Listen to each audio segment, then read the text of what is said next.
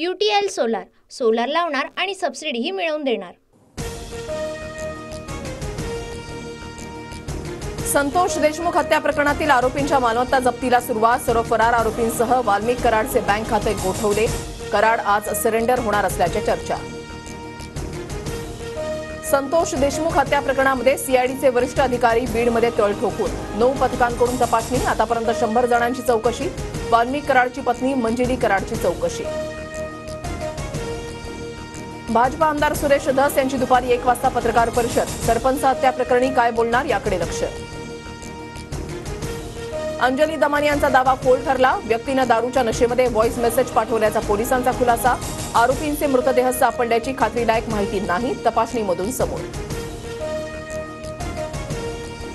संतोष देशमुख हत्या प्रकरणी सीआयडीला स्कॉर्पिओ गाडीतून 2 मोबाईल सापडले। मोबाईलमध्ये देशमुखांना मारहाण करतानाचे व्हिडिओ। बड्या नेत्याच्या फोन कॉलची नोंद। दमानी यांचा दावा। धनंजय मुंडे आणि पंकजा मुंडेंनी राजीनामा द्यावा। मुंडेंचा राजीनामा आणि वाल्मिक कराडला अटक होईपर्यंत बीड सोडणार नाही। गुन्हेगारी विरोधात अंजली दमानी यांचं सत्यशोधक आंदोलन सुरू। सागर बंगल्यावर प्राजक्ता माळीकडून मुख्यमंत्री फडणवीसांची भेट। सुरेश धस यांचा निषेध। त्यांनी जाहीर माफी मागावी। प्राजक्ता माळीची मागणी। मुख्यमंत्री फडणवीसांकडून कारवाईचं आश्वासन। जेव्हा करुणा रडून रडून आरोप करत होत्या तेव्हाच प्राजक्तांना आवाज उठवायला हवा होता। अभिनेत्री दीपाली सय्यदनं मांडली भूमिका। पवित्र प्राजक्ताची पवित्र फुलं सांडताना आजची समाजाची जमीन ते धारण करण्यासाठी संवेदनशील आहे। पंकजा मुंडेंची प्राजक्ता माळीच्या समर्थनार्थ पोस्ट।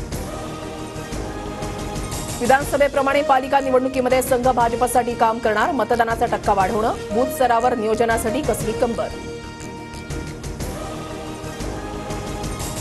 मुख्यमंत्री फडणवीस 100 दिवसांच्या कामांच्या आराखड्याचा आढावा घेणार। कामाचा रोडमॅप तयार करण्याच्या सर्वच विभागामधील अधिकाऱ्यांना मुख्यमंत्र्यांच्या सूचना। केरळ म्हणजे मिनी पाकिस्तान। राहुल आणि प्रियंका गांधींना अतिरेकी मतदान करतात। नितेश राणेंच्या विधानामुळे वाद उद्भवण्याची शक्यता। स्थानिक स्वराज्य संस्थेच्या निवडणुकीसाठी शरद पवारही लागले कामाला। 9 तारखेला मुंबईमध्ये महत्वाची बैठक। स्वतः शरद पवार करणार मार्गदर्शन।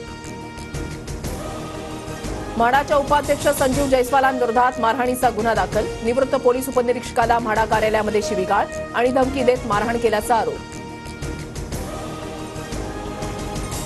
नव्या वर्षात मुंबईकरांना आणखी 2 मेट्रोंचं गिफ्ट मिळणार। 2 नव्या मेट्रो मार्गिकांचे पहिले टप्पे पुढील वर्षामध्ये सुरू होणार।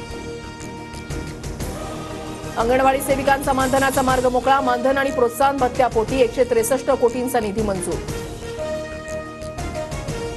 अंतराळ तंत्रज्ञानामध्ये भारताची ताकद वाढली। इस्रोकडून आज स्पॅडेक्स मिशनचं लॉन्चिंग। भारत स्पेस डॉकिंग तंत्रज्ञान असलेला जगातील 4था देश बनणार। नववर्षाच्या स्वागतावेळी लोणावळ्यामध्ये हुल्लडबाजी केल्यास कठोर कारवाई होणार। अनुचित प्रकार टाळण्यासाठी पोलिसांकडून खबरदारी। सरत्या वर्षाला निरोप देण्यासाठी राज्यभरातून पर्यटक कोकणात। रत्नागिरीमधील सर्व हॉटेल लॉजचं बुकिंग फुल, तर सिंधुदुर्गमध्ये स्कुबा डायव्हिंगसाठी गर्दी।